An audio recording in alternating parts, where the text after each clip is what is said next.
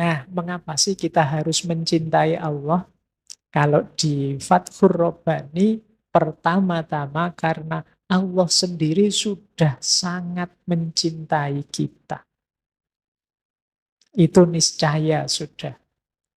Jadi di Fathur Rabbani disebut Allah Azza wa Jalla mencintaimu bukan karena dia butuh padamu, tapi memang karena Rahman Rahimnya, kasih sayangnya padamu. Jadi Allah itu sudah lebih dulu sangat cinta, sangat sayang pada kita. Dan pasti bukan kebutuhan, wong Allah itu maha kaya. Jadi tidak mungkin Allah itu terpaksa menyayangi kita atau butuh sesuatu pada kita, tidak. Dia mencintaimu bukan untuknya, namun untukmu. Orang yang mencintai itu ya selalu untukmu, tidak untukku yang mencintai. Kalau orang mencintai kok masih untukku, itu biasanya belum puncak cintanya. Aku mencintaimu biar aku tenang, biar aku gembira, biar kalau masih aku, saya tidak bilang itu bukan cinta, tapi belum paripurna cintanya. Puncaknya cinta itu ketika sudah tidak ada aku lagi, yang ada hanya kamu. Dan Allah sudah lebih dulu seperti itu kepada kita. Buktinya banyak.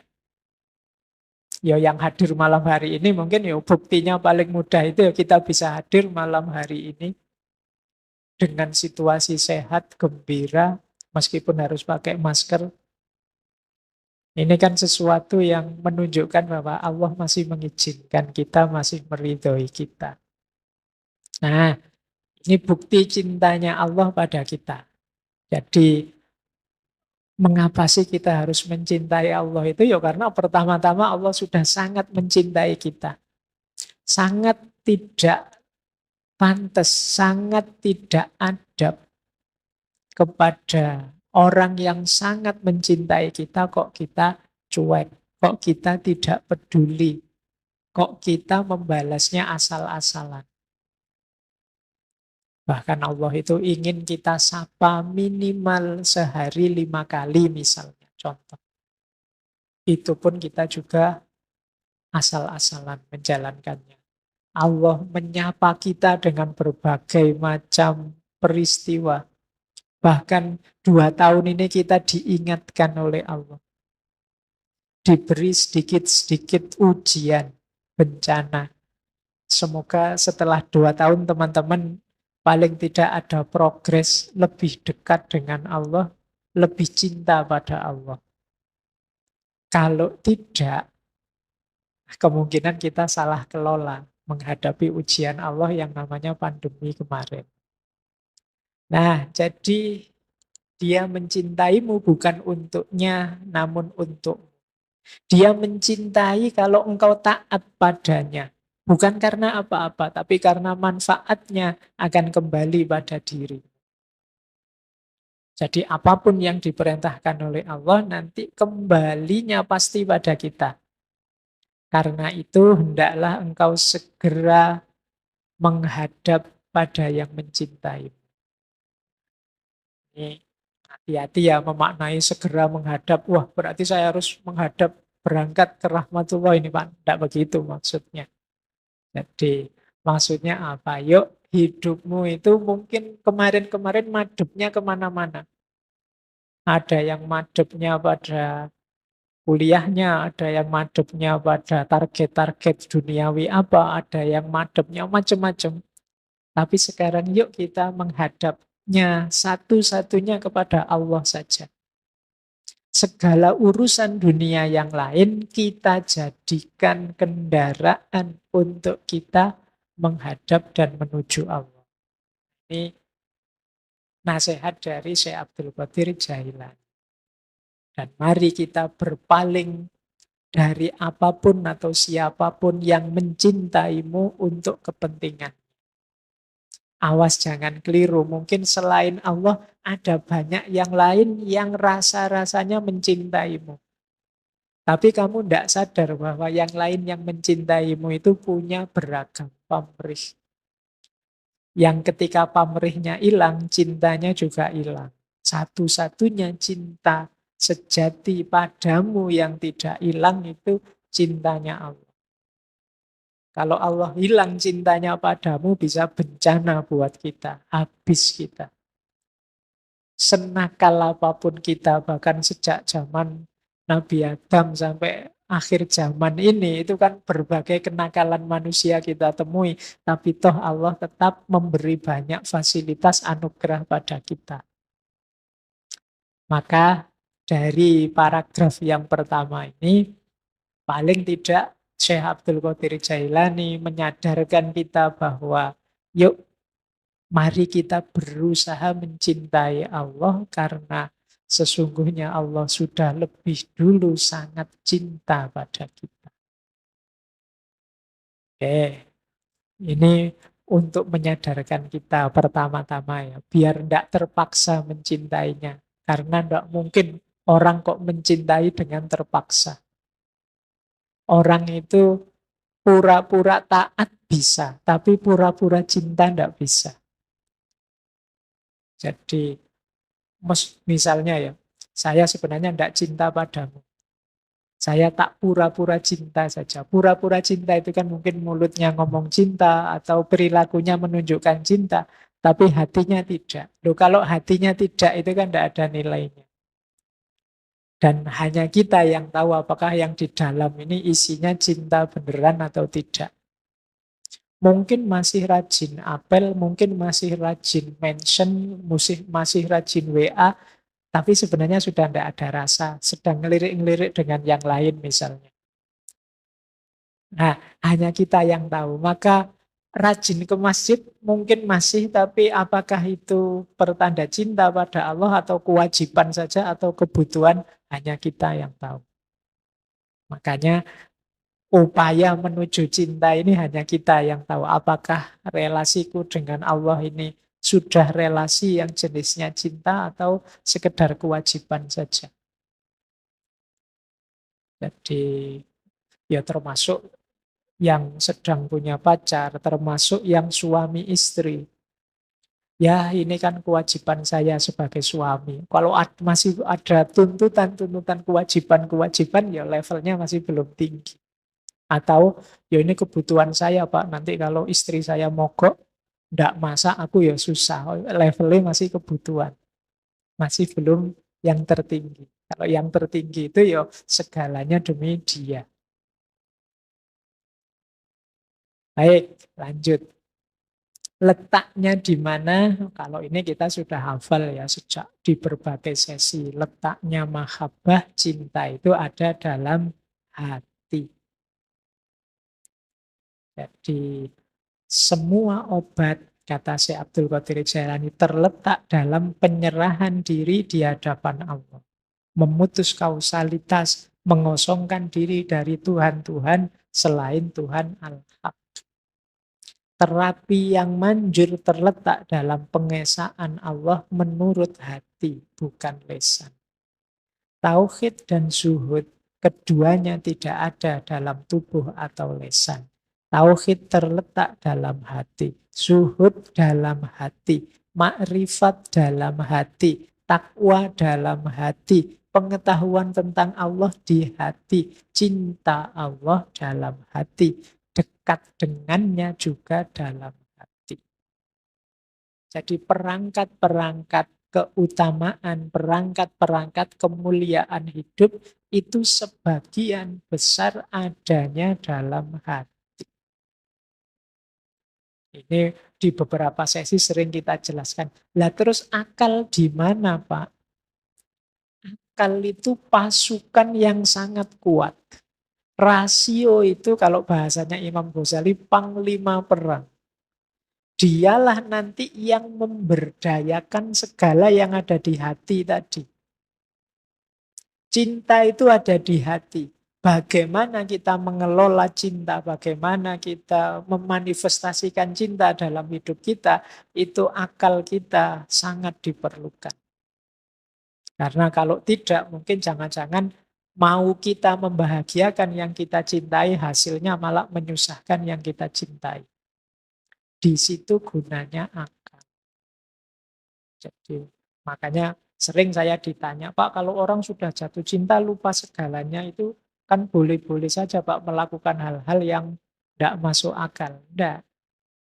Jadi mencintai, jatuh cinta itu satu hal, bagaimana kita menjalankan, mewujudkan ideal-ideal cinta itu hal yang lain.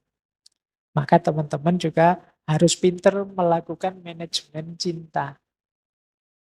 Kalau bahasanya Erich Fromm dulu namanya seni mencintai. Seni mencintai ya, bukan seni bercinta ya. Karena kalau bahasa Indonesia seni bercinta itu maksudnya beda. Seni mencintai. Bagaimana mencintai yang bertanggung jawab. Bagaimana mencintai yang tidak merusak. Baik yang dicintai maupun kita yang mencintai. Mengapa kok kita yang mencintai jangan rusak? Lah kalau kita rusak nanti yang mencintai siapa? Yang menghidupkan cinta siapa? Baik, jadi letaknya mahabbah ada di dalam hati. Berarti apa? Kalau hati rusak, hati gelap, hati salah orientasi, ya segala kemuliaan kan tadi bisa rusak, bisa gelap, bisa salah orientasi termasuk cinta.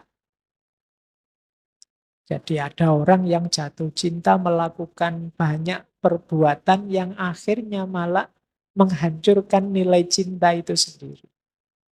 Pasti bukan cintanya yang salah, tapi hatimu yang gelap.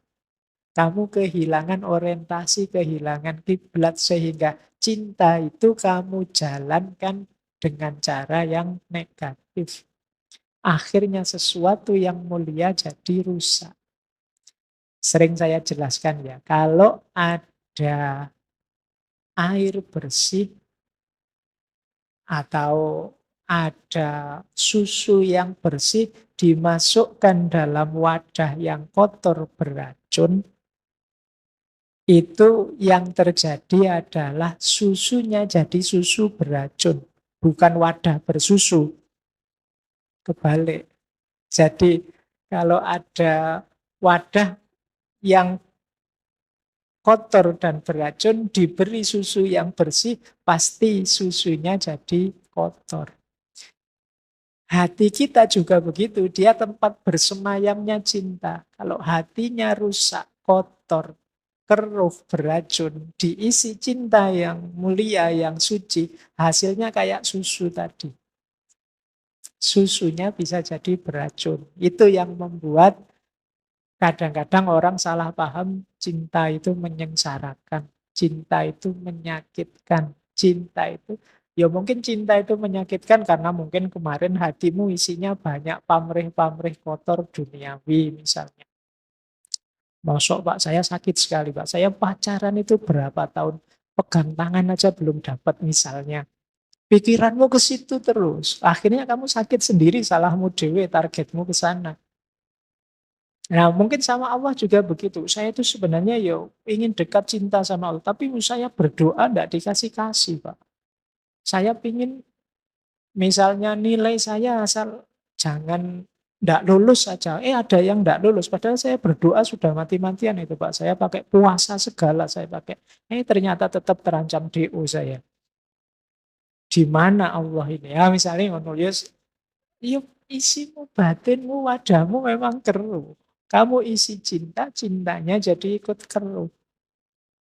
Maka penting kesadaran letaknya mahabbah itu di hati berarti apa? Jagalah hatimu. Jernihkan hatimu agar kalau cinta masuk, dia tetap dalam kemuliaan kejernihannya. Karena kalau tidak, ya itu tadi, barang baik bisa jadi kotor. Oke, kita lanjutkan. Nah, tahapan-tahapan. Kalau tadi kita sudah diyakinkan menuju relasi terbaik yang namanya cinta, tangga-tangganya harus kita lewati. Jadi dari Fathur Rabbani, Syekh Abdul Qadir Jailani menyebutkan bahwa Orang beriman itu, kalau imannya kuat, dia disebut sebagai orang yang yakin. Kalau yakinnya kuat, dia disebut sebagai orang yang arif. Kalau kemakrifatan, kearifannya kuat, dia disebut orang yang alim. Dan kalau ilmunya tambah luas, tambah luas, tambah kuat, maka dia akan sampai pada terminal cinta. Kalau cinta ini tambah dalam, dia menjelma jadi seorang pecinta. Jadi kalau ilmunya kuat, dia sampai pada titik cinta. Cinta tambah kuat, dia jadi sang pecinta. Seorang asyik. Kalau mahabbah itu jenis rasanya, kalau asyik ini orangnya. Orang yang mencintai. Jadi ini ternyata ada titik-titik tahap-tahap yang perlu kita daki. Yang pertama tetap iman. Iman itu percaya. Percaya ini kalau tambah mantep namanya yakin. Kan ada orang itu percaya sih tapi belum terlalu yakin. Aku percaya kamu ndak akan ngelirik yang lain. Tapi ndak yakin juga sih kalau ada yang lebih cakep mungkin kamu juga masih lirak-lirik. Nah, ini namanya belum yakin. Kalau yakin itu sudah ndak nawar lagi sudah. Ya wis pokoknya apapun yang terjadi aku percaya. Ini namanya yakin.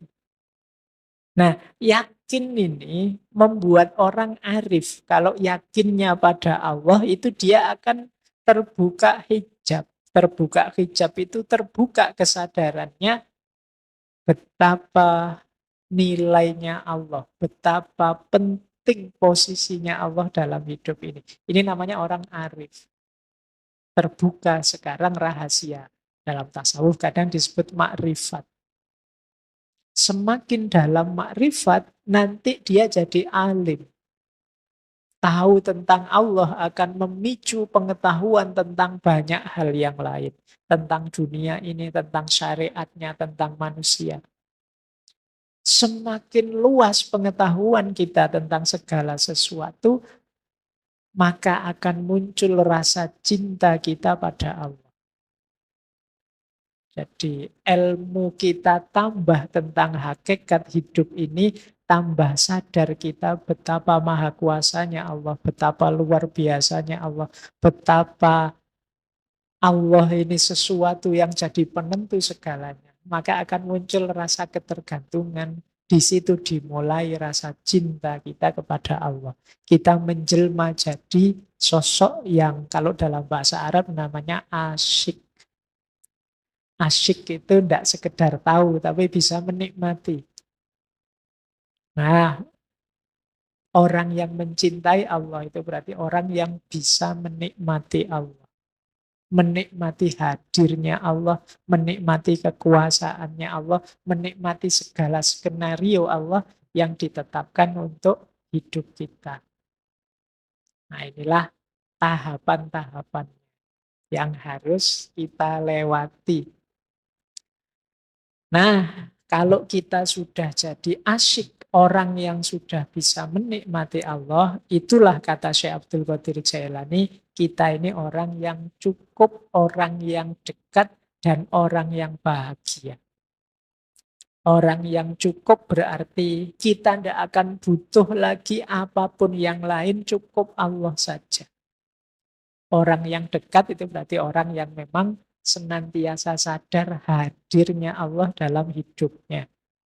Dan orang yang bahagia itu berarti orang yang saya bilang tadi bisa menikmati, gembira terus.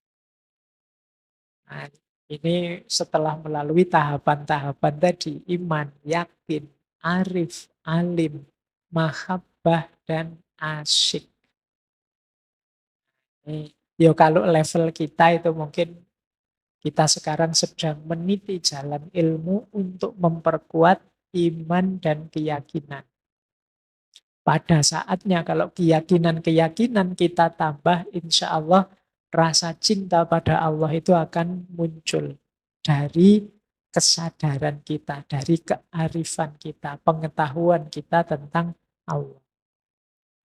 Maka penting teman-teman kita belajar terus itu dalam rangka apa? Biar sadar betapa maha kuasanya Allah. Ilmu apapun. Jadi semakin nambah ilmu, semakin kita sadar betapa luar biasanya Allah yang menakdir segalanya, memastikan segalanya di alam semesta ini. Loh, itu kan orang itu kan kalau sudah wow, kalau bahasa Arabnya takjub, itu kan lebih mudah jatuh cinta. Jadi makanya kan ada istilah cinta dalam pandangan pertama itu biasanya karena ada takjubnya. Jadi saya yakin yang sekarang punya pasangan, entah sudah resmi atau belum, itu pasti diawali dari wow. Meskipun ada yang wow-nya telat. Jadi ya wow-nya telat itu kan ya sudah akrab lama baru sadar atau kalau kamu itu menarik. Itu kan wow-nya telat. Nah, kemungkinan kasus kita, ini kalau disebut kasus ya, kasus kita dengan Allah itu mungkin begitu, wow-nya telat. Alhamdulillah, tapi kalau kita mengalami momen wow ini, karena kita lebih dekat untuk bisa jatuh cinta pada Allah. Jadi ini tahapan-tahapan untuk menuju mahabbah. Dan nanti manfaatnya banyak. Misalnya Syekh Abdul Qadir Jailani menunjukkan nanti kalau kita sudah jadi orang yang cukup, yang dekat, yang bahagia, Allah akan menampakkan rahasia hikmahnya, ilmunya, takdirnya, keinginannya, perkaranya, kekuasaannya, dan segala sesuatu. Keberhasilan, anugerah, dan lain sebagainya. Ini manfaat-manfaat dari kedekatan dan cinta kita kepada Allah. Kegelisahan manusia itu ada 3 jenisnya. Yang pertama realistic anxiety, kegelisahan yang realistis. Jadi biasa itu, normal.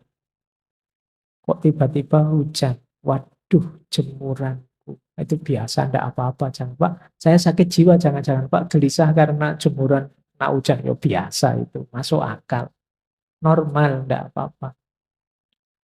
Oke, itu namanya realistic anxiety. Kalian orang normal pasti punya banyak ketakutan-ketakutan, kegelisahan-kegelisahan.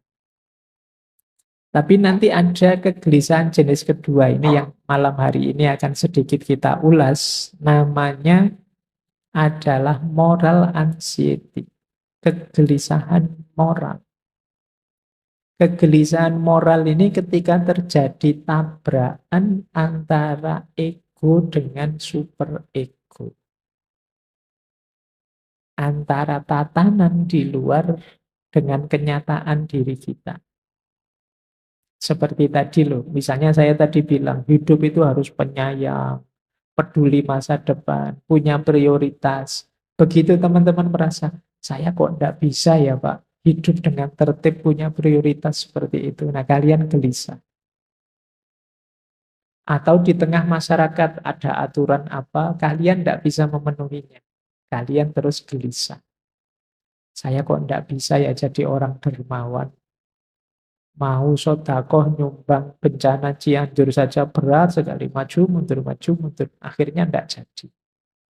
Terus akalnya menjustifikasi enggak apa-apa. Sudah yang lain yang nyumbang banyak, tenang saja. Ada enggak yang begitu? Ada mestinya ya. Oke. Ini namanya kegelisahan moral. Terus kamu menyalah-nyalahkan dirimu sendiri. Aku ini kok pelit ya, aku ini kok enggak dermawan ya, aku ini. Ini namanya kegelisahan. Sumbernya banyak, nanti kita lacak sumber-sumbernya. Nah, dan yang terakhir kalau ini kebalikannya, neurotic anxiety. Kalau ini perlu mungkin pendampingan ahli jiwa, kegelisahan yang sifatnya tabrakan antara ego dengan id. Jadi ini orang tidak bisa ngontrol dirinya lagi, dikendalikan sepenuhnya oleh bawah sadarnya. Kalau ini mungkin kita agak perlu pendampingan ahli jiwa. Kalau yang realistik masih normal, moral anxiety juga masih normal, asal tidak berlebih-lebihan. Jadi malam hari ini kita bahas yang moral, yang kegelisahan moral kita, yang kadang-kadang kita itu menyalahkan diri kita sendiri karena tidak sesuai dengan ideal moral yang berjalan di sekeliling kita. Pak, saya itu ngaji filsafat sudah bertahun-tahun loh Pak, saya kok gini-gini aja ya. Saya itu apa memang tidak pinter ya Pak, atau apa? Itu kan kegelisahan moral. Oke, baik. Kita lihat ya, akar-akar kegelisahan moral hari ini. Saya tidak akan bilang kalian punya kegelisahan moral apa, tapi secara umum, sumber-sumber kegelisahan moral kita hari ini itu apa saja sih? Ini ada beberapa hasil kontemplasi tentang situasi kita hari ini. Ini jadi bahan ya, itu setiap poin itu bisa didiskusikan satu kali seminar, itu masih panjang. Ini saya menginventarisir saja. Kita tengok ya, nanti boleh kalau ada yang ingin menanggapi problem-problem yang saya sebut ini. Yang pertama, situasi belief, kepercayaan, religiositas, dan lain sebagainya mulai banyak di kalangan kita perilaku-perilaku eksklusif. Ini mulai sering jadi sumber kegelisahan. Jadi eksklusif itu bahasa Arabnya jamid, jumud, kaku, majik, mandek. Jadi ada artikel yang kemarin saya baca yang bilang bahwa Indonesia itu sekarang growing intolerance. Mulai tumbuh, mulai besar perilaku-perilaku intoleran. Ini bagian dari kegelisahan. Jadi sistem kalau istilahnya eh, seorang filosof Muslim yang namanya Abid Al-Jabiri, situasi dunia Islam hari ini itu situasi akidah yang eksklusif. Jadi merasa pandangannya adalah yang paling benar. Tidak bisa membedakan antara agama dengan pemikiran keagamaan. Ini katanya Abid Al-Jabiri tadi. Jadi orang sulit membedakan ini Al-Quran. Kalau Al-Quran pasti benar. Kalau ini pemahamanku terhadap Al-Quran bisa saja keliru. Wong aku manusia. Nah, orang susah membedakan ini. Seolah-olah pemahamanku terhadap Al-Quran itu levelnya sama kayak Qurannya. Tidak boleh disalahkan. Nah, ini mengundang kegelisahan-kegelisahan.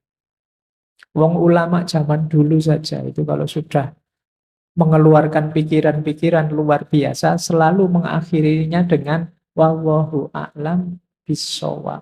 Allah lah yang tahu yang paling benar yang mana. Kalau aku manusia hanya berusaha mencapai pengetahuan, mencapai kebenaran itu. Aku bisa salah. Kalau Al-Quran pasti benar. Pemahamanku terhadap Al-Quran juga bisa keliru. Kesadaran ini sulit dimiliki hari ini ya. Orang mungkin karena pengaruh medsos dan lain-lain, nanti kita lihat. Membuat terus situasinya jadi jamit tadi, kaku. Nah, ini PR ya, saya bilang setiap tema bisa dibahas panjang lebar. Saya mancing saja, silahkan nanti kalian renungi situasi ini. Yang kedua, kalau tadi sistem kepercayaannya, sistem sosial kita. Sistem sosial kita hari ini modelnya masih model Qabilah. Qabilah itu sistem sosial yang fanatik. Ya kalau zaman dulu Qabilah itu suku ini, suku itu. Kalau sekarang ya mungkin aliran ini, aliran itu. partai ini, partai itu, mazhab ini, mazhab itu. Jadi sistem sosial yang fanatik. Jadi, kalau bahasa Arabnya ya asobiyah. Ini jadi akar kegelisahan moral juga hari ini. Kalau orang sudah fanatik itu right or wrong ya karena aliranku ya harus aku bela. Karena kelompokku harus benar terus. Nah ini perlu juga jadi bahan renungan kita ya. Ada kegelisahan semacam ini hari ini. Apa dulu tidak ada Pak? Dulu ya ada. Sekarang lebih kelihatan karena media sosial. Yang ketiga, sistem budaya. Sistem budaya kita masih polanya inferiority. Kita ini masih sering rendah diri. Sehingga akhirnya modelnya di situ tak tulis taklid. Jadi taklid itu ya ikut saja pokoknya.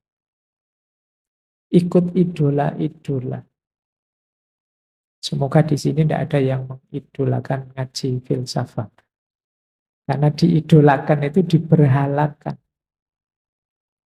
Jadi, yo ini ngaji bagus, tapi tidak selalu isinya mesti baik, mesti benar. Mungkin benar, tapi tidak selalu relevan sesuai untuk hidupmu, dan seterusnya. Jadi kalian harus kritis.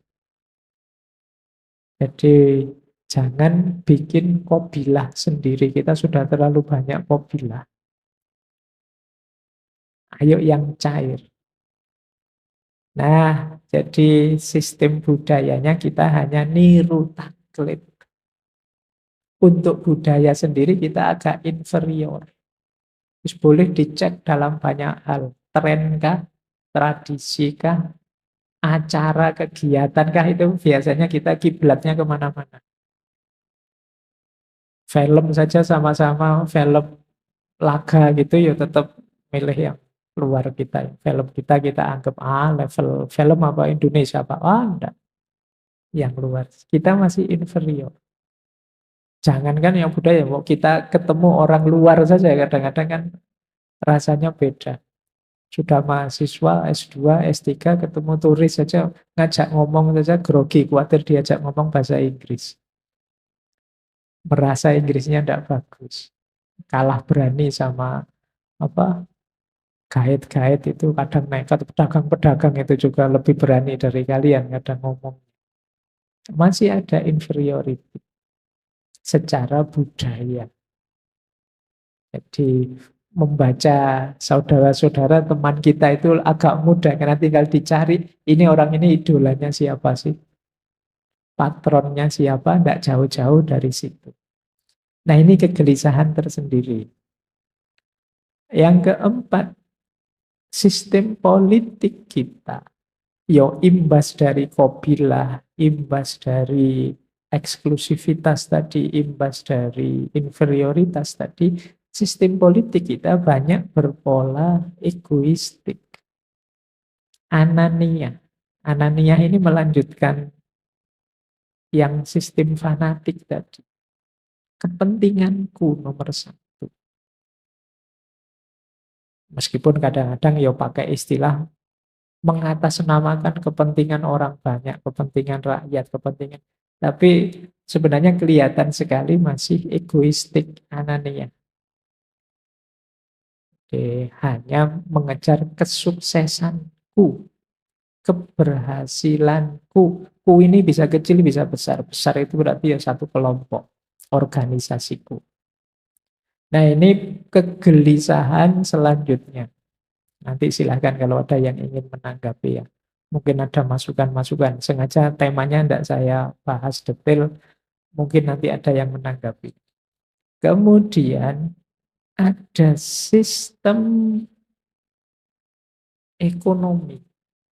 Sistem ekonomi kita, kehidupan ekonomi masih konsumtif. Kata tadi ya filosof Abid Al-Jabiri, sistem jenisnya ghanimah. Dapat sesuatu dihabiskan untuk kebutuhan. Ini sistem konsumtif. Jadi inginnya mengkonsumsi, bukan memproduksi. Saya yakin teman-teman ini sebagian besar cita-citanya Pak, nanti saya kerja, mapan, terus bisa punya rumah, punya mobil, kemudian beli HP yang speknya tinggi dan laptop yang speknya tinggi, beli dan mengkonsumsi. Mental kita masih mental konsumen. Ini PR juga. Jadi ada enggak di sini yang bercita-cita produksi? Pak, saya ingin gimana nanti sukses bikin HP sendiri, kemudian kalau ada yang begitu bagus. Tapi kita ini konsumen. Konsumen itu mau tidak mau dia akan disetir oleh produsen. Jadi wong yo kalian Twitter error sehari saja kan heboh. Kalian tidak mikir bahwa ya kapan ya kita bisa program bikin sendiri selevel Twitter versi kita enggak. Kita ini konsumen, jadi diblokir sehari atau error sehari kita pontang-panting sudah. Nah, ini secara ekonomi kita begitu. Kita ingin kerja dan menghabiskannya untuk kebutuhan kita saja. Seperti sistem Wonimah. Wonimah itu makna literalnya rampasan perang.